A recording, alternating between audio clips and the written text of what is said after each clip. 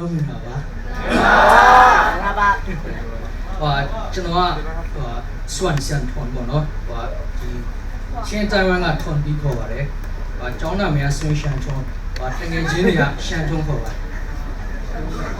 ကျွန်တော်ကအခုဘယ်လိုပြောမလို့ financial education ငွေကြေးပညာရေးပေါ့ဒီ topic နဲ့ကျွန်တော်ပြောမှဆိုတော့ဘယ်လိုပြောမလို့တခြားစီဖြစ်နေကျွန်တော်ဒေါက်တာဘွဲရတယ်စီပွားရေးပြောနေဆိုတော့ကျွန်တော်အကြောင်းနည်းနည်းအနည်းငယ်ပြောမယ်ပေါ့နော်ကျွန်တော်2018ဒီလပိုင်း April မှာဒီလိုအချိန်မှာပေါ့နော်စေးတက်ရိုမန်လီကနေဘွဲရတယ်ပြီးတော့ကျွန်တော်စီပွားရေးဝန်ထမ်းပါတော့ဖြစ်မြတ်စီပွားရေးလုံးမယ်ဆိုရင်လည်းဘလိုင်းကြီးမဝင်နဲ့ပေါ့ဒီ MBA လေးပတ်သက်ဆိုမှအမေရိကမှာMBA နည်းနည်းတက်ဖို့ရှိတယ်ဒါမှကျွန်တော်2019တနေ့တက်ပြီးတော့2020ကျတော့ဘယ်လိုလဲ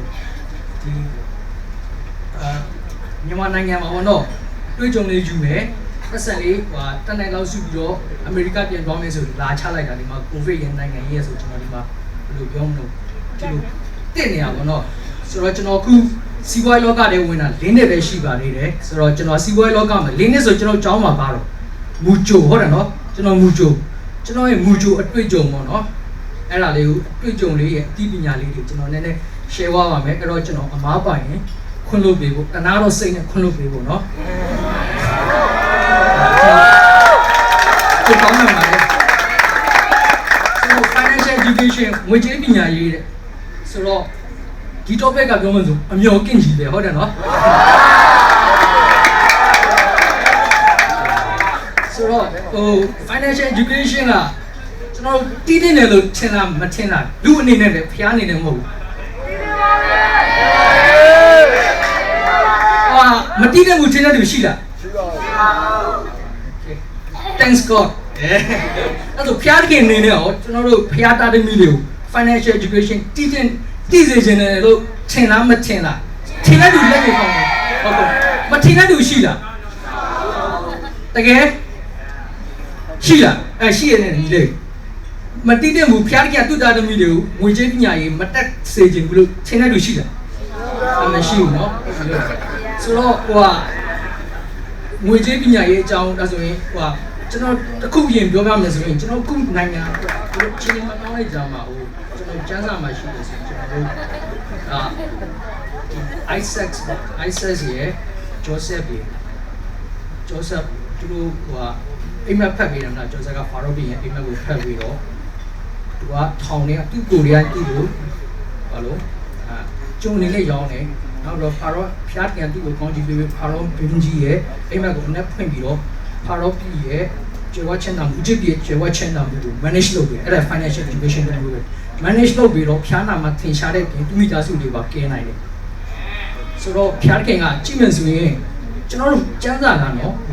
အတိတ်စိတ်ရင်ကျွန်တော်တို့ပြင်မလားပြောမဆုံးမတော်တုံးထောင်လို့လေအကုန်ပြင်မလားဖက်ကြအခုတော့မှဒီကျန်းစာတော့အများကြီးဖက်နေရတာဟုတ်တယ်မလားကျန်းစာတွေကတိတိဝါးဝါးလေးအကုန်ရေးထားမယ်ဆိုကျွန်တော်တို့ပြင်မလားဖက်ချင်မှာမဟုတ်ဆိုတော့ကျွန်တော်ပြောချင်တယ်အာဗြဟံသူကလည်းငွေကြေးရှိရလေဒေးဗစ်ပြင်မလားရှောလမုန်တို့ဆိုငွေကြေးမကမိမတွေအများကြီးပဲကျွန်တော်တို့အဲ့လိုအများကြီးပဲဆိုတော့ဖျားခင်ကကျွန်တော်တို့သိစေချင်တာသူတာသမီးတွေကိုငွေကြေးတော့ရှိစေချင်တယ်ဒါပေမဲ့ငွေကြေးရှိတော့အတွဲတုံးစားမလုပ်စေချင်ဘူးကျွန်တော်တို့လူမြင်တယ်ပေါ့တယောက်တည်းအမြင်မိုင်းနဲ့မကောင်းမလိမ့်မယ်ကျွန်တော်တို့ငွေကြေးရှိတော့ဘာလုပ်လို့ရတယ်အခုဆိုရင်တခန်းတိုင်းကိုတချို့၄ယောက်၃ယောက်ဟုတ်တယ်နော်ကျွန်တော်တို့ငွေကြေးရှိခဲ့ရင်ပေါ့နော်တယောက်တခန်းပေးနေမှာကြောက်တဲ့နည်းနည်းများတယ်ဒီနေ့နှစ်ယောက်တခန်းဘာလို့တချို့ကြောက်တတ်တယ်ဟုတ်တယ်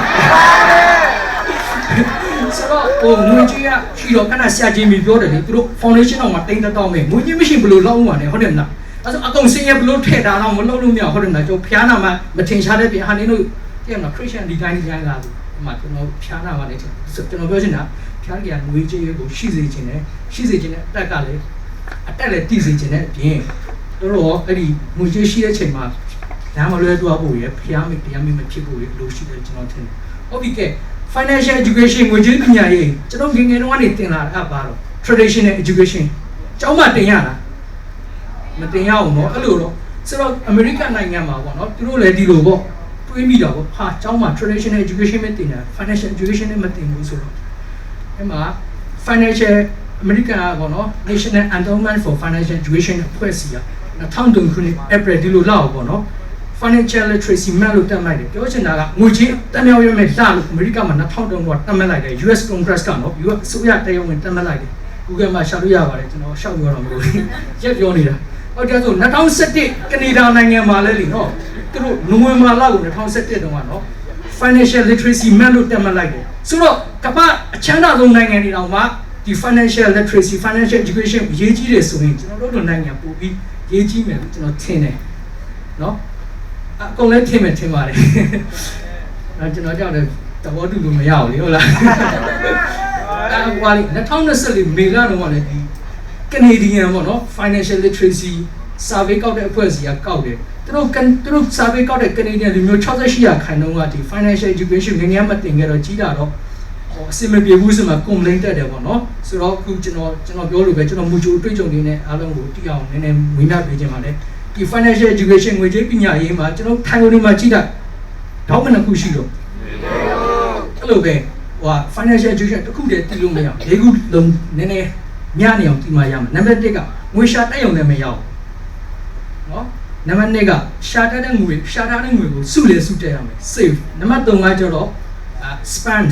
ပြန်သုံးတက်ရမယ်နံပါတ်4က invest wisely invest အဲ့၄ခုတွေရနော်နည်းနည်းဘယ်လိုမြတ်တလေးဒီမှာ financial education တက်မြောက်တယ်လို့ထင်တယ် financial education ကျွန်တော်မိဘတွေနေနဲ့ဟုတ်တယ်မလားတန်တမီတွေကိုဖိုးအမွေပေးဒီမွေပေးတာကောင်းတယ်လို့ financial education အမွေလေးလည်းပေးထားတော့ပိုကောင်းတာပေါ့နော်ဆိုတော့နံပါတ်1ငွေရှာမယ်ပေါ့နော်ဆိုတော့ဟိုကျွန်တော်တို့ငွေရှာမယ်နံပါတ်အဲ့မှာခေါင်းစဉ်တစ်ခုတက်သွင်းမယ်အရင်ကြီးရှိတယ်ခုမှအရင်ကြီးရှိတယ်ဆိုတော့ပြောကြမလို့လေဒီအရင်ကြီးရှာတဲ့အောင်ကျွန်တော်တို့ကငွေရှာတက်ပြီးပဲအဲ့ဒီစီးပွားရေးပဲထပ်လို့မလားပေါ့နော်ဒါမှမဟုတ်ကျွန်တော်တခြားဝဏ္ဏပါတဲ့စီးပွားရေးလည်းထပ်လို့ပိုအဆင်ပြေတာပေါ့နော်အရင်ကြီးရှိတော့အရင်ကြီးမရှိရင်ဘာလုပ်မှာလဲအောင်စားမှာလားအဲ့လိုတော့မလုပ်ပါနဲ့ဟုတ်အရင်ကြီးမရှိတာတော့မဖြစ်ဘူးအရင်ကြီးနဲတာတော့ရှင်းလိုက်မယ်ဟုတ်တယ်နော်အရင်ကြီးနဲတာဆိုကျွန်တော်ဘာလုပ်လို့ရလဲကျွန်တော်တို့ရဲ့ရှိပြီးသားစွမ်းရည် personal skill ကိုတက်အောင်လုပ်လို့ရတယ်ဗျတက်ရင်ငွေပိုရှာတက်တယ်နောက်တစ်ခု communication skill ပြန်ရှင်းပြမယ်နော်ခဏလေးနောက်မယ်ဘာတွေပြောနေရတော့မသိရလားရှင်းနေပါဆိုနောက်တစ်ခုက network NET net working network အခုကဘာလို့ your network is your net worth ပြောချင်တာကမင်းရဲ့ network ကလူမှုကွန်ရက်ကမင်းရဲ့ချမ်းသာမှုပဲအဲ့ဒါကျွန်တော်ပြောမှာကျွန်တော်ကအခုဒီလေးနှစ်တွင်ပါတယ်လို့ဆိုဟို convenience store ဆိုင်ဖွင့်ခဲ့တယ် GNG လိုမျိုးပေါ့ကျွန်တော်ဘာနာပါလို့ဖွင့်တာနောက်တစ်ခုကကျွန်တော်မိသားစုစိန်စည်းပွားနဲ့ဆန်းလုပ်တယ်နောက်တစ်ခုကျွန်တော်အခုကြောက်စိန်ပညာကိုလေးလာတင်ယူနေတဲ့ဆန်းလုပ်နေတယ်အခု social media လောက်တာတော့အိမ်ချမ်းမြေပေါ့နော်ဆိုတော့ကျွန်တော်ရှင်းပြပါမယ်ကျွန်တော်တွေ့ကြုံတယ်ဆိုတော့နံပါတ်1 personal skill ဥပမာကျွန်တော်အရင်နေ့မရှိကျွန်တော်ဘာလို့မဆရာဝန်ကျွန်တော်နည်းနည်းသုံးနေစာတိတ်ချပြန်တင်ပြီးတော့မြန်မာနိုင်ငံမှာတော့မလုပ်ဘူးကြာနိုင်ငံခြားထွက်ပြီးတော့ဆရာဝန်ပြန်လုပ်နေတယ်မလုပ်ဘူးဆိုတာနိုင်ငံခြားမှာပညာရင်တင်ပြီးမှတွေ့ကြုံပြန်လာမယ်ပြောတာနော်ဆိုတော့ကိုတော့လည်းညီမလို့လေဟုတ်တယ်မလားဝန်ထမ်းလို့ကျွန်တော်ဆရာဝန်ဆောင်ဝန်ထမ်းမယ်ဝန်ထမ်းလုပ်မယ်ဝန်ထမ်းလုပ်တဲ့နေရာမှာ skill မြင့်နေမှာလေဟုတ်လားကျွန်တော်ခဏပြောတယ် personal skill မြောက်ဆိုလိုအပ်တဲ့တင်တိုင်းတွေချက်တက်မယ်နောက်တစ်ခုပါတော့ communication ချင်းချင်းတက်နေမှာဟုတ်တယ်မလားလောက်တစ်ခုဆိုတာဒီမှာလေမှခေါင်းဆောင်တွေရှိရပြမလားဒီကိုအကုန်လုံး member တွေရှိရဟုတ်တယ်မလားကြောက်တယ်ဘယ်လိုပြောတော့သူများနဲ့မတက်ဘူးလို့ရှေ့ဆက်ရောက်မှာတော့ဟုတ်တယ်မလားဆရာနဲ့တန်းဟောလုပ်ချင်တယ်ဒီဘက်ကတယောက်တာလုပ်ချင်တယ်ဆိုမဖြစ်ဘူးလေဒီလိုညီနေမှာ communication ကောင်းနေမှာနောက်ပြီးတော့ net ကိုအဲ့ဒါကျွန်တော်ပြောမှာကျွန်တော်ဆိုရင်ခု enchantment တင်တန်းတက်တယ် enchantment တင်တန်း enchantment လုပ်ချင်တော့ enchantment တင်တန်းတက်တယ်ကြောက်စိန်လုပ်ချင်တော့ကြောက်စိန်တင်တန်းတက်အဲ့မှာဘာတွေရှိတယ်ဆိုဒီလိုပဲဖျားဖို့ရှာတော့ဖျားစီတင်တန်းလာတော့ဒီမှာဖျားဘယ်လိုမျိုးလဲဘာတိုင်းဝနာဒူးငယ်တွေတွေ့တယ်ကအဲ့လိုပဲကြောက်စိန်တင်တန်းမှာကြောက်စိန်လုပ်ချင်တယ်ပွဲစားတွေရှိတယ်တထေးတွေရှိတယ်ကျွန်တော်လူလိလာနေညီကိုရှိရပေါ့အဲ့မှာအချင်းကြီးတွေရတယ်အင်ချယ်မီမှာဆိုလဲပေါ့တွေ့လားဟိုဆိုတော့ content တွေယူထားတဲ့အနက်ကိုလေကျေပြန့်လာပြီဆိုတော့ဥမာကျွန်တော်ဥမာအင်ချယ်မီမှာဆိုရင်ပွဲစားလုပ်နော်ခုကျွန်တော်ပြောမှာပွဲစားလုပ်က 2% ရတယ်ကြောက်စိန်ဆိုရင် 5% ရတယ်စိန်ဆိုရင် 2% ရတယ်ဥမာမြင်အောင်ပြောမှဆိုရင်အခုကကျွန်တော်တင်း100ကိုကြောက်လောင်ခိုင်းတယ်နော်ကျွန်တော်ပွဲစားလုပ်ပြီးရောင်းပေးမယ်ရောင်းရင် 2% ကျွန်တော်ကစိန်ဆိုရင်2သိန်းရမယ်ကြောက်စိန်ဆို5သိန်းရမယ်အင်ချင်မီသိန်းကြောက်ကိုကျွန်တော်သိန်းရမယ်နော်သိန်း1000မိုးဆိုရင်ကျွန်တော်ကြောက်စိန်ဆို50ရမယ်အင်ချင်မီနဲ့စိန်ဆိုရင်30ရမယ်သိန်း1000မိုးဆိုဘယ်လောက်တော့500ရမယ်ဟုတ်တယ်နော်ကြောက်စိန်ဆိုရင်ဟိုအင်ချင်မီနဲ့စိန်ဆိုရင်30ရမယ်ကျွန်တော်ပြောချင်တာကလေကျွန်တော်ပတ်စံစီးစရာတော့မလိုဘာလို့ရမှာရုံတာစူးစားတဲ့ဖိုးတကွားလေးတော့ဖြစ်ရမယ်နော် communication skill လည်းကောင်းရမယ်အဲ့ network လည်းကျယ်ပြန့်ရမယ်ဥပမာဒီကြောက်စိန်ကိုဒီတစ်ခေတ်မကြိုက်မယ်နောက်တစ်ခေတ်ကြိုက်တယ်တော့ဟုတ်လေဒီပွဲစားကဒီကြောက်တဲ့ကြိုက်တဲ့တစ်ခေတ်ကိုတွေ့တော့အဲ့လို network ချဲ့သွားရတာပေါ့ဒါကျွန်တော်အတွေ့အကြုံနဲ့ share ပေးတာပေါ့နော်အဲ့ဆိုကျွန်တော်အရင်နေ့မရှိရင်ကိုတို့မတို့ရောချပါလို့ရတယ်တော့တောင်းစားတာမပြောနဲ့တော့ပြောပါဦးအကြံပေးပါဦးချီးမယ်အဲ့ဒါကောင်းတယ်လုံးဝကောင်းတယ်ဒါပေမဲ့တစ်ခုရှိရ depth နော် good depth bad depth ရှိတယ် bad depth ဆိုတာမြန်မာလိုပြောတာမဟုတ် GOD good DEBD depth ကောင်းတော့အကျွေး DAD bad DEBD depth မကောင်းတော့အကျွေးပတ်စံချီးမယ် skin နဲ့ရှောက်တော့မယ်အဲ့ဒါ bad depth ပတ်စံချီးမယ်စီးပွားထပ်လုပ်မယ်ညက်မယ်အဲ့ဒါ good depth good depth လား bad depth လား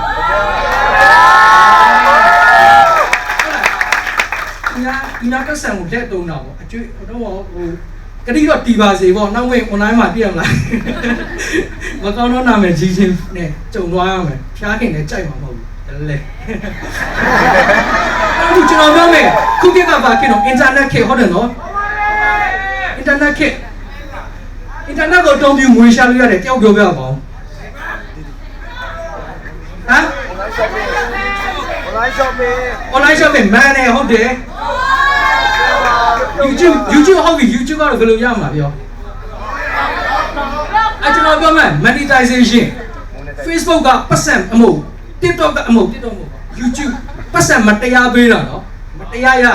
ဒါမဲ့နေ့ Facebook လေကျွန်တော်တော့မကြိုက်နဲ့နောက်ပြီးတော့ TikTok အဲ့လိုလိုက်သွားတာကိုတို့မလို့လည်းတိမှာပါဘယ်လိုမတရားပြရလဲ monetization ခေါ်တယ်သူတို့ရဲ့ terms and condition လေးတွေကျွန်တော်လည်းလေ့လာနေတာကိုနေ့ကျွန်တော် Facebook တုံးနေ Facebook ကပတ်စံရှာလို့ရပြီကျယ်နေတယ်တင်မလား support တင်မလား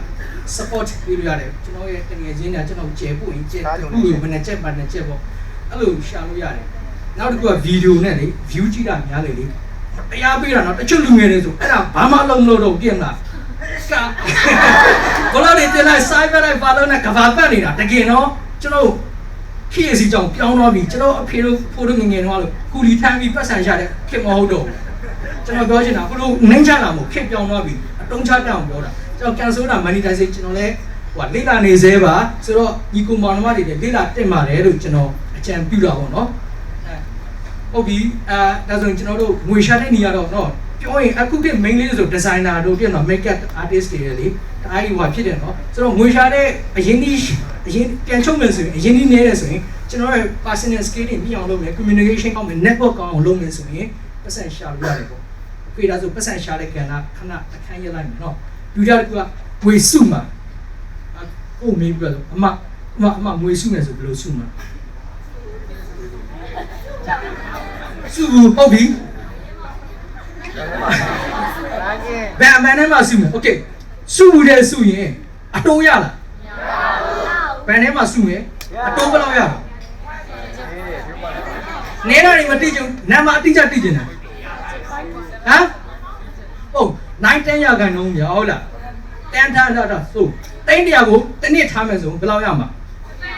10တိန်းကိုဟုတ်လားဟုတ်လေအတိုးလေတစ်နေ့ကို10တိန်းဘာပဲတင်းချက်တဲ့သူတွေရှိတာဘာပဲဒီညီမတစ်ချက်တော့ထားပြီပေါ့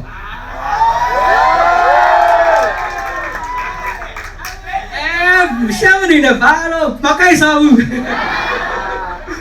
ကဲမဟုတ်ဘာပဲဒီစားတော့တော့ဘယ်လောက်တော့3000နဲ့အခုဘယ်လောက်တော့1500အခုဘယ်လောက်တော့4600နဲ့4600ဂျားချ9000နော်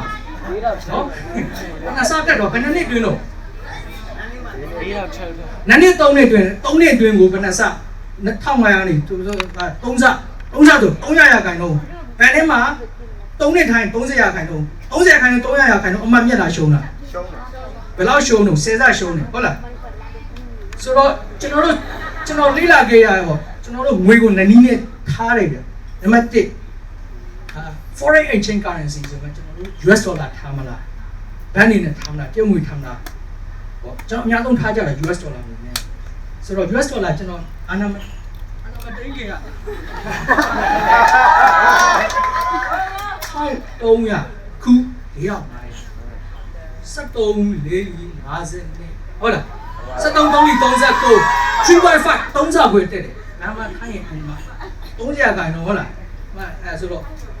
30ခိုင်တော့30ခွဲဆိုတော့350ခိုင်တော့ဆိုတော့ကျွန်တော်တို့အဲ့ဒါထားတာပိုကောင်းတယ်ဒီလိုနိုင်ငံမျိုးတွေချင်းဒါပေမဲ့ US ဒေါ်လာရဲ့အားနည်းချက်အားတာချက်ရှိတယ်အားတာချက်ကချစ်ချင်းပြန်ရောင်းလို့ရတယ်ဝယ်ရောင်းစီတော့ကွာတာပေါ့နော်အားနည်းချက်ကဘာလဲကိုကစက်ကူညက်ပတ်လို့မရအောင်စုပ်ပဲလို့မရအောင်အနာမင်ထင်လို့မရအောင်ခောက်လို့မရအောင်ဥပမာအခု4500ပေါက်တယ်ကျွန်တော်ခောက်တဲ့ဟာညက်ပတ်တာတွားရောင်းကြည့်4000လောက်ပဲပေးတာဆိုတော့ရှုံးတယ်နောက်တစ်ခုကရွှေထားတယ်ရွှေကဘာနာမလဲညဆောင်းတော့90ခဏစားတက်တယ်ခဏနဲ့တင်းပြောင်းပဲတော့ရွှေထားမယ်ကျွန်တော်တစ်ချက်တာတော့73နေကနေခုပင်း90 73 5လေး65ဟုတ်တယ်50ကွယ်တက်တယ်ဆိုတော့ဟုတ်လားကျွန်တော်ပြောချင်တာရှာခက်ခက်ကြဲရှာရတဲ့ငွေတွေကိုတက်လာဘယ်မှာထိုင်ချစ်ချင်းထုတ်လို့ရတယ်လေကျွန်တော်မပြေတော့ကိုလို့ပြီလားဆိုတော့ရွှေကချစ်ချင်းပြန်အောင်လို့ရတယ်ဆိုတော့ရွှေကြီးကကောင်းတာကျွန်တော်အရင်ခေတ်တော့မှတသိန်းရှိတသိန်းမိုးဝယ်တာ7သိန်းရှိ7သိန်းမိုးအခုတော့7သိန်းမိုးဝယ်မယ်ဆိုနည်းနည်းပဲရတော့တာဆိုတော့ကျွန်တော်တို့စီးပွားရေးသမားတွေလေစီးပွားရေးဟုတ်စီးပွားရေးသမားကိုကျွန်တော်တို့ဒီလိုလုပ်နေတဲ့လူတွေများလာတဲ့ရွှေစုတွေနောက်ပြီးတော့ကျွန်တော်တို့လူမျိုးတွေတောင်ရွှေစုတယ်ကဘာပေါ်မှာလူတွေကအစိုးရပေါင်းနေရတယ်သူတို့ပိုတဲ့ percent ကစတော့ US ဒေါ်လာစီးကြတယ် US ဒေါ်လာဆိုတာအစတော့ကဘာလုံးရဲ့ငွေကြေးရေးဒါပေမဲ့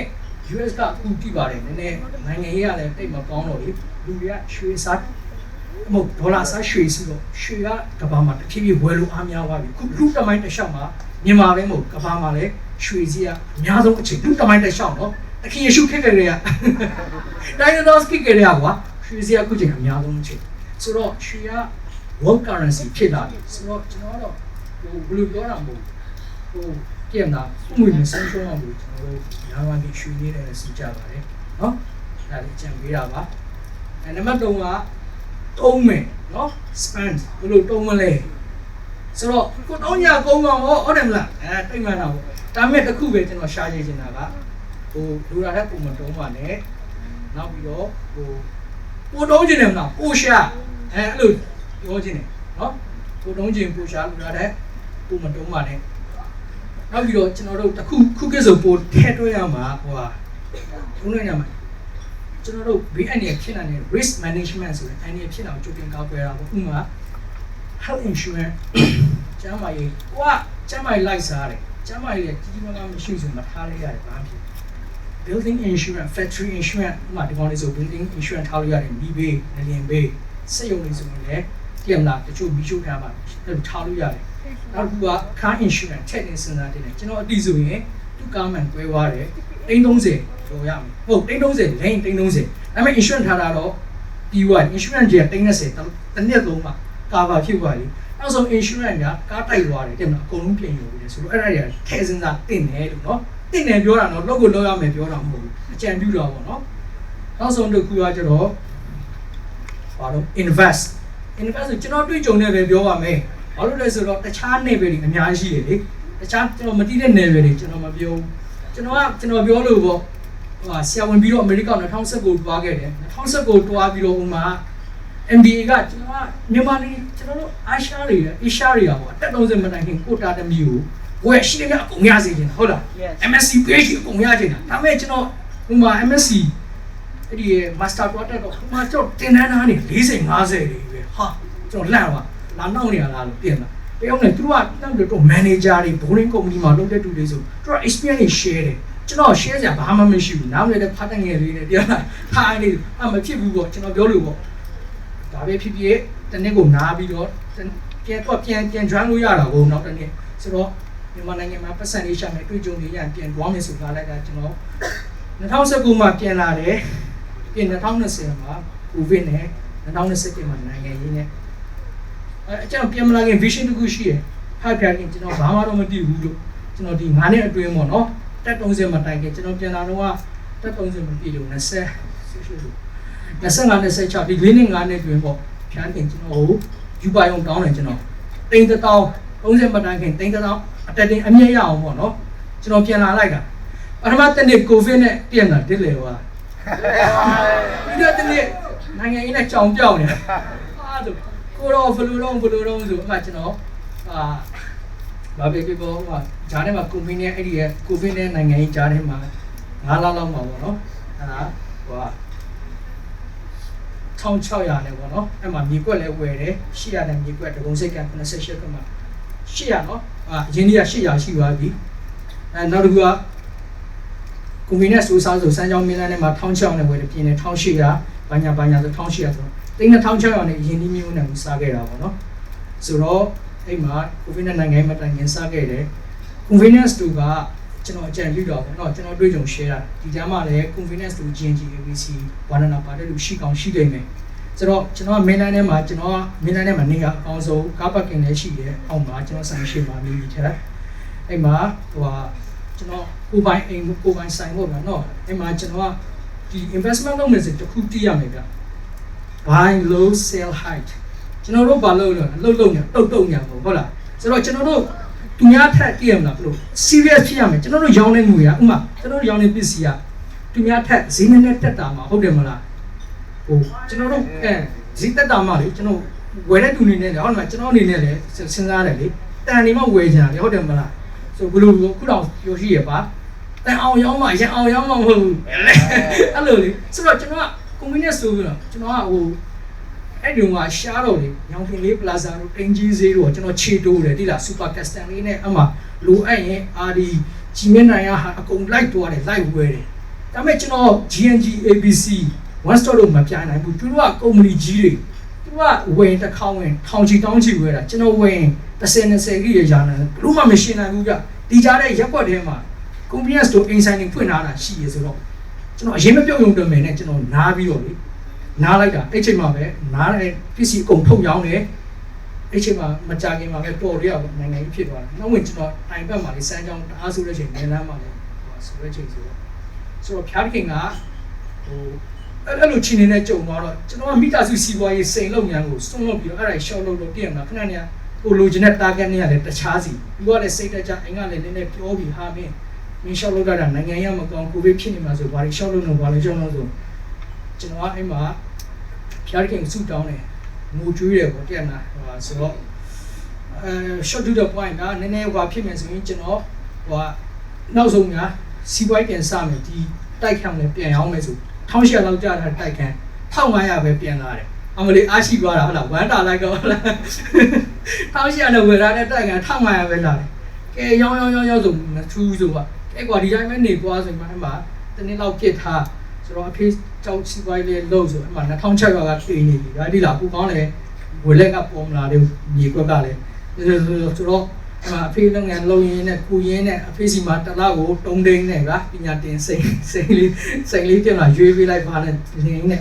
ဒီတိုင်းနေလို့တော့မဖြစ်ဘူးဆက်ကြီးမောင်ပြောလို့လေသူများလုံးဘယ်တော့မှချမ်းသာမှာမဟုတ်ဘူးငါဖျားရှင်စီဆူတောင်းတာဖျားခင်ရုံးမယ်ဟုတ်လားသူများတည်မလားဘယ်လိုလုံးလို့ဖျားတာဆရာထံကြီးဆရာခင်ကြီးပြောတော့လို့ဖျားတာပဲကွာငါစူးစမ်းမယ်ဒီအိမ်တွေကဟိုတိချပြန်ရောင်းမယ်ဆိုရင်ကျွန်တော်အင်ချင်မီတင်တန်းတက်တယ်လိုင်စင်လည်းရတယ်နော်အဲ့ဒါကျွန်တော်ရောင်းအောင်တော့ဗာပြောအဲ့ဆန်းချောင်းအိမ်က1600ရောင်းနေ3000ရောင်းရတယ်မြေကဟိုကျွန်တော်တကယ်ထောင်းတင်မရှိတယ်800ဝယ်ထားတဲ့ဟာနော်ထောင်းကြည့်မရောင်းတာ3000 4000တင်ခိုင်းတာ3000သူကရောင်းမထွက်သူစီဝယ်လက်မလားကျွန်တော်စီဝယ်လက်လာတယ်3600လားပြောကျွန်တော်3800ဆိုရောင်းမယ်ဆိုမှဟိုကျွန်တော်ဟိုအများကြီးမပြောတော့ဘူး point ပဲပြောတော့တာကျွန်တော်လုပ်တဲ့ကျွန်တော်စီးပွားရေးများလုပ်တဲ့မှာဘာလို့နှစ်ခုပဲလုပ်တာဆိုပြန်ပြောနေနောက်ကနားလေလိုက်နေဇက်ရည်လေလိုက်မယ်ပေါ့ဆိုတော့အဲ့ဒီ800တန်က3600လိပဲပြကျွန်တော်3800ဆိုရောင်းပါဆိုတော့ကဲကွာမရောင်းနိုင်တဲ့ခဏမဝယ်သူနေရာမတွန့်လဲမရောင်းတော့ဘူးဆိုထားလိုက်တာဖျားရံဝယ်လက်ကိုနောက်ထပ်6လနေနဲ့ပို့လိုက်တယ်4900နဲ့ဝယ်လက်တမှာပို့လိုက်ဆိုတော့ကျွန်တော်အင်ချင်ရဲ့ရတာကိုဥပမာတွေ့ယူရတာပေါ့နော်ကျွန်တော်အရင်က2600ငွေကြီးဖောင်းသွားတာဆိုရင်ကျွန်တော်ပြောလို့ဘန်နေထန်ဒီလောက်ပဲဖြစ်မှာအမေတခုခုရင်းနှီးမြှုပ်နှံထားတော့ကောင်းသွားတာပေါ့ဆိုတော့အဲ့မှာအဲ့မြေကွက်ကလည်းအဲ့လောက်ရောင်းရတယ်ဆိုကျွန်တော်ရင်းနှီးရှိသွားတာကဲဟုတ်ပြီဒါဆိုကျွန်တော်အိမ်ခွဲနေမယ်အိမ်ခွဲနေကျွန်တော်တော့အိမ်ငားတယ်အိမ်အခုလည်းအိမ်ငားပြီးနေနေရပါကျွန်တော်ကကွန်ဒိုဘက်ကိုလဲမယ်ပေါ့ကွန်ဒိုဘက်ကတော့ကိုယ်တိုင်လည်းကွန်ဒိုပဲနေနေတာဘာလို့လဲဆိုတော့ security ရဲ့အားလုံးစဉ်းစားလိုက်တာပေါ့ဗျာမီယောစီရောကိုစဉ်းစားစကုန်နေနေတယ်လို့ကွန်ဒိုနားတယ်ဒီကြောတော့ကျွန်တော်အင်ချင်လေးပြောကိုဆရာမကောင်းပြောဆိုခြေစုံပြုတ်ဝင်လိုက်တယ်ပေါ့ ဆိုတော့ဖျားခင်ဟုတ်ပြီကျွန်တော်အခုအရင်ကြီးတော့ရပြီဒါပေမဲ့ကျွန်တော်ဗာဆက်လို့ရအောင်မလို့ဘယ်ဟာတော့ဝယ်ဘယ်ဟာတော့ရောင်းမှာတော့ဆိုမှကျွန်တော်အဲ့မှာကျန်းစာဖတ်တယ်ကျန်းစာကျွန်တော်ကကျန်းစာနေ့တိုင်းတော့ဖတ်တယ်နော်ဟုတ်ကျန်းစာဖတ်တယ်ကျွန်တော်အဲ့ဒါကျန်းစာကျန်းစာကျွန်တော်နည်းနည်းလေးပါလို့အဲ့မှာကျွန်တော်အမြင်ရတော့ဖျားခင်ကအမြင်ရတော့ဖျားခင်ကလုံးဝကျွန်တော်တို့ပြောအားလုံးနဲ့တည်ပြီးပါပြီတုတ်တန်ချမ်းခန်းကြီးတုံခန်းငယ်30မှာနော်အူဒီတော့အတီးနံကိုထောက်ရဖျောက်ပူဇော်လို့ဒုပြုနေတေးစပကြီးတို့ဒီကျေဝါရေးစပစ်တီနေရတစားတို့ဒီအတစ်တော်စပစ်ဖြည့်လိုက်ပြီဖျားခင်ကဆေဝတ်တော့လုံးဝပေးရမယ်ဒါဆိုဖျားခင်ကပြန်ပြီးကောင်းကြီးပေးမယ်ဟုတ်တယ်နော်မပေးရင်ဖျားခင်ကပြန်ရုပ်ပေးမှာနော်အဲ့ဒါတကယ်နော်ဖျားစကားဖျားနှောင်းနေမှာမဟုတ်ဘူးနောက်ပြီးတော့ကျွန်တော်ကအဲ့မှာကျွန်တော်တက်နိုင်တာလေးတွေ line ပေါ်ပဲမတင်တာပေါ့နော်ကျွန်တော်လူဖြစ်ပါတယ်ကျွန်တော်လူဖြစ်ပါတယ်အဲ့မှာ Proverbs တုတ်တန်ကျမ်းမှာ17 24 25မှာစွန့်ကြဲတော်သူဒီဥစ္စာတိုးပွားတတ်ဤအထောင်းမတန်တက်စီအပြောချင်တာဗျာကြည့်မလားသူတော့ရင်အောင်ကိုလေးရင်အောင်ချင်းခဲမယ်စွန့်ကြဲရင်ပြီးတော့ချန်တာစေပြီးတက်စီနေရင်ပြန်ပြီးဆုပ်ရုပ်စေပြီးကျွန်တော်ကနည်းနည်းတော့တက်နိုင်တော့လေးတော့အများနဲ့လူဖြစ်ပါတယ်ကျွန်တော်အဲ့ဒါလေးလည်းအားလုံးကိုတိုက်တွန်းချင်တာပေါ့နော်ဟိုနံပါတ်1ကအခုဒီတော့ဒီမမေးပါနံပါတ်2ကတက်နိုင်တယ်လို့သူကြီးပါဘာဝင်ပါအဲ့ဆိုကျွန်တော်ဖျားခင်ဆူတောင်းတယ်ပေါ့ဖျားခင်ကနောက်ပြီးတော့ဟိုမှာလဲပြောထားသေးတယ်လေဟိုကယာကုပ်ခန်းကြီးတဲ့ထန်းငယ်နာမှာကျွန်တော်ဒီတစုံတယောက်တော့တူဒီပညာကိုလိုလျင်ကရဲ့ပြစ်တင်ခြင်းကိုပြုတော်မမူပဲခတ်တိန်တော်သူတို့ဟာစေတနာစိတ်နဲ့ပိတနာတော်မူသောဖျားခင်ကိုတောင်းစေတဲ့တောင်းနေရနိုင်ပြီတဲ့ကျွန်တော်အဲ့ဒါလို့အများနဲ့ဆူတောင်းတယ်ကျွန်တော်တကယ်ချင်းညီလေးတို့နဲ့လည်းဘောလုံးကြံပါတယ်တွိုင်းနဲ့လေသူတို့ကမတီးတော့ပေါ့ကျွန်တော်တိုင်နေပိုက်တာဟာငါဘာကြီးစီးပွားလောက်ရမယ်ဘောလုံးလေးကန်လိုက်ပြန်လာဒီကြတဲ့ stress တော့ weight ပြန်တက်လိုက် weight ပြန် show လိုက်အဲ့ဒါတိုင်နေပဲဖျားခင်ကကျွန်တော်ကွန်ဒိုဝယ်ဖို့ခွင့်တစ်ခုပေးတယ်brand mention ပေါ့နော်အဲ့မှာကျွန်တော်ကွန်ဒိုတွားတယ်ဖြစ်ချင်တော့ promotion မှာဝင်တက်တာတယ်12ခန်းပြီးတာ2ခန်းပဲကျွန်တော်နဲ့နလွာနဲ့12လွာ2900နဲ့ဝယ်လို့ရဒီမှာ3000နဲ့ဝယ်တယ်ကျွန်တော်ဝယ်ကြတဲ့900မြတ်နေပြီခဏနဲ့ကျွန်တော်ပြောလို့ပေါ့တန်အောင်ရောင်းမှရင်အောင်ရောင်းမှမဟုတ်ဘူးဆိုတဲ့ဟောအဲ့ဒါနဲ့ပေါ့နော်ကျွန်တော်2900ဝယ်တယ် short to the point ကျွန်တော်6လနေတယ်ကျွန်တော်6လပြင်အပ်တယ်ကျွန်တော်6လနေတယ်6လပြင်ရောင်းတယ်ကုမ္ပဏီမှာ6000ပေါက်သွားတယ်တနေ့တွင်ကိုကျွန်တော်9850နဲ့တင်ပြီးတော့နောက်တစ်ချက်ပဲ9550နဲ့ရောင်းလိုက်တယ်9900နဲ့ဝယ်တာနော်ကျွန်တော်စမြက်တယ်အရင်ကြီးတွေကကျွန်တော်တသိန်းတောင်းထားတာလေဖေအောင်အရင်ကြီးတွေကမမြင်နိုင်တဲ့ရှားရခင်ကကျွန်တော်ခဏနေပြောလို့အင်ချမီတင်တန်းမှာပွဲစားတွေနဲ့တီးတယ်တငယ်ချင်းတွေနဲ့တီးတယ်မိတ်ဆွေတွေရတော့တူပေါင်းနေလဲကျွန်တော်ရတယ်အဲ့ဒါနဲ့ကျွန်တော်ရှို့လို့ကျွန်တော်တက်လို့မဟုတ်အဲ့ဒီ network communication skill network အမှတုံးပြသွားတယ်ဆိုတော့နောက်တစ်ခုကတောင်းတကုန်းမှာမောင်မကန်မှာလဲကျွန်တော်ဝယ်တယ်ပေါ့ကျွန်တော်ဆ iam နဲ့လဲအောင်ပါကျွန်တော်တို့ဒလာတွေရှောက်ကြည့်ပြီးတယ်နောက်ဆုံးဖျားခင်ကအဲ့မှာတောင်းတကုန်းမှာဝယ်ခိုင်းတယ်ရှော့တူတဲ့ဘွားမျိုးပြောလိုက်မယ်ဒီမှာ4200ပေးပြီးတော့4600ရောင်းမှကျွန်တော်4600နဲ့ဝယ်လိုက်တယ်တနေ့တွင်8900နဲ့ပြန်ရောင်းလိုက်တယ်ခုလေနောက်ဆုံးပေါ့နော်ဒီ8လပိုင်းတော့ဟာဒီ magical wall အဲ့လိုပဲကျွန်တော်တငယ်ချင်းကွန်ဒိုရှာညာကျွန်တော်လည်းနေကြမရှိနေလဲနေမယ်ငါလည်းငါမယ်ကွန်ဒိုလည်းအဲ့လိုမရောင်းခင်မှနေမယ်ဆိုတော့ magical wall မှာသူတို့အယောင်းပိတ်ထားတာ discount နဲ့ promotion ခဏခန်းကျွန်တော်စင်တန်ရောက်သွားတာပိတ်ထားတာကြာပြီလားချီကြာပြီတဲ့နှခမ်းပဲရှိတော့ဒီနေ့မှပြန်ဖွင့်ထားတဲ့အယောင်းစီမှာကိုစိတ်ဝင်စားလားလို့ကြောင်ကြည့်လိုက်တော့ဟာလို့စိတ်ဝင်စားတယ်ငါရှာနေတာဒါပဲလို့ဖြတ် thanks call ပေါ့တကယ်ကြုံနေစက်ရောက်ငါယူထားပြီမင်းအချစ်မိကြတော့ငါဆန်ချလိုက်ပြီ3400ခု8လမှခုစစ်စစ်ဒီ6လ9လအတွင်းမှာအခုကုမ္ပဏီမှာတက်ရောက်9000ပေါင်နေပြီကျွန်တော်ခဏညာဟာတွေပြန်စုပြီးတော့ကျွန်တော်တို့တခြားမတုံးတော့ကျွန်တော်ပြောလို့အင်ချမ်မီပဲကျွန်တော်ပြန်လုံးတာငွေတွေအင်ချမ်မီပဲပြန်လုံးတယ်ခဏနဲ့ရောင်းတဲ့ဟာတွေပုံပြန်စုပြီးကွန်ဒိုတခန်းဝယ်ထားတယ်ပြီးတော့ဟိုမှာတောင်းတကုန်းမှာပဲစီမင်လမ်းပေါ့တောင်းကွက်ပေါ့နော်ခုအဲ့ကောင်ကသူက13000ပေးတယ်တိုင်ရှက်13000မှရောင်းမှာ900ကွာနဲ့ကျွန်တော်တို့ပေးလိုက်တယ်အမေရဲ့ရွှေတချို့လည်းရောင်းပြီးတော့လေဒါတွေတော့မစိုးဘူးဆိုကအဲ့မှာကောင်းတာတစ်ခုကတော့ကျွန်တော်ပြောမယ်အင်ချမ်မီတိုင်းကရောင်းထွက်တော့မဟုတ်ဘူးနေရာကောင်းလို့နံပါတ်1လမ်းမတန်းတွေကပုံရောင်းထွက်တယ်နံပါတ်2အိမ်ပါတယ်ငားလို့ရတယ်လက်ခပဲအဲ့ဒါတွေကပုံရောင်းထွက်တယ်ဗျဆိုတော့အဲ့ကောင်ကခုတစ်လောက်ငါ33တိန်ရနေတယ်ဆိုတော့ခုကျွန်တော်တို့တိန်1000လာပေးနေတယ်ကျွန်တော်ပြောချင်တာကျွန်တော်2006ကနေစလိုက်တာနော် ဆိုတော့ဖျားတခင်ကကျွန်တော်ကိုတိတ်တောင်းကြုံမကပဲနဲ့တကယ်မှဒီလိုချင်းနေကျွန်တော်လည်းကျွန်တော်အစတော့တိတ်300တန်ကားစီးနေတယ်အဲ့ကောင်ကိုရောင်းပြီးတော့ခုကျွန်တော်ဘာပြောတိတ်1900တန်ကားစီးနိုင်ပြီပေါ့ကျွန်တော်ပြောချင်တာဟိုဒါအမေရိကန်လေကျွန်တော်ဖျားတခင်ကိုဒီစီဝိုင်းလောက်ကိုပြန်လာတာဖျားတခင်ကျွန်တော်တိတ်2000ချတာရင်းနှီးနဲ့စခိုင်းနေတာဘာပဲပြောကျွန်တော်ခုဒီ30ခုဆိုရင်31ပြည့်တော့မှဒီတော့တွင်ဖျားတခင်ဒီလိုလုပ်တယ်ဆိုတာကျွန်တော်အနေနဲ့ဘာတုံးချက်တွေ့ရတော့ဆိုတော့ဟိုနံပါတ်1ဖျားတခင်ကိုဆူတောင်းတယ်ညနေစကားပြောတယ်နေ့တိုင်းနံပါတ်2ဖျားတခင်ကထိုင်နေုံနဲ့လည်းမရအောင်ဆရာကင်းမောင်တို့ပြောလို့ဆရာခင်ကြီးတို့ပြောလို့လောက်ရှာနေမှရတာကျွန်တော်လိုက်ရှာနေတယ်အမြဲတမ်းဘယ်ကွန်ဒိုအားနေဘယ်ကွန်ဒိုခန့်ဘယ်မြေကွက်ပြင်လာအဲ့လိုဟာတွေကုန်လိုက်ရှာနေအဲ့လိုလုပ်နေတာနံပါတ်3ဘာချမ်းသာပါတယ်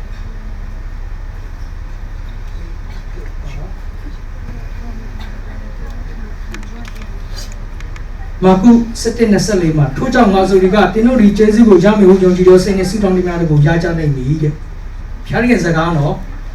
ဖျားရင်စကားမထွားတော့ဘူးလို့ပြောရဟုတ်တယ်လားဖျားရင်နှုတ်ကတိကိုတော့ယုံလိုက်ကြပါလို့နော်ဆိုတော့ကျွန်တော်ပြောချင်တာနံပါတ်1ဖျားခင်အကိုဘာလို့ရမလဲဆိုတော့ကျန်းစာဖတ်မယ်ဆုတောင်းမယ်နံပါတ်2လူတောင်းဝင်ခြေရမယ်လူတောင်းဝင်ခြေတာကျွန်တော်တို့လည်းအများနဲ့စူးစမ်းနေရမယ်ထိုင်နေလို့လည်းမရနံပါတ်3 faith မမြင်နိုင်တာကိုယုံကြည်ရဆိုရင်အဲ့ဒီ1 2 3ပါလိုက်တော့ reality ဖြစ်တာပေါ့နော်ကျွန်တော်တို့အလိုမြင်တယ်နောက်ပြီးတော့ဆရာဂျင်မီပြောလို့ပေါ့တချို့ကဒီစီးပွားရေးနယ်ပယ်မှာခေါ်ချင်းခဲ့ရတယ်တချို့ကအဲ့ဒါထက်ကောင်းတာငါဖမ်းတာလေမယုံကြည်တဲ့တက်တာတွေဖမ်းတာဆိုတော့ဖျားတကယ်ပြောင်းလဲပြောင်းတောင်းပြမှုတက်တာကွာတယ်ဗျဆိုတော့အားလုံးစီးပွားရေးလုပ်ရမယ်လို့ပြောတာမဟုတ်ကျွန်တော်အခုဒီနေ့ပြောထားတာနံပါတ်1ကနော်ငွေရှာတာနံပါတ်2ကငွေစုတာနံပါတ်3ကငွေကိုတုံးတာနံပါတ်4ကငွေကိုပြန်ရင်းနှီးမြှုပ်နှံတာအရေးကြီးဆုံးကဖျားခင်နဲ့ကိုနဲ့အမြဲတမ်း connection မိဖို့ပဲဆိုတာကျွန်တော်လည်းဒီ2006မှာနေစားခဲ့တာဒီလိုချင်းနေထိဖျားခင်ကတက်သေးပေါ့နော်ဆိုတော့အားလုံးလည်းဘယ်လိုပြောလဲကျွန်တော်ပြောမှဆိုမှရှိရင်ခွင့်ပြုပေးကြပါလို့အားလုံးကျေးဇူးတင်ပါတယ်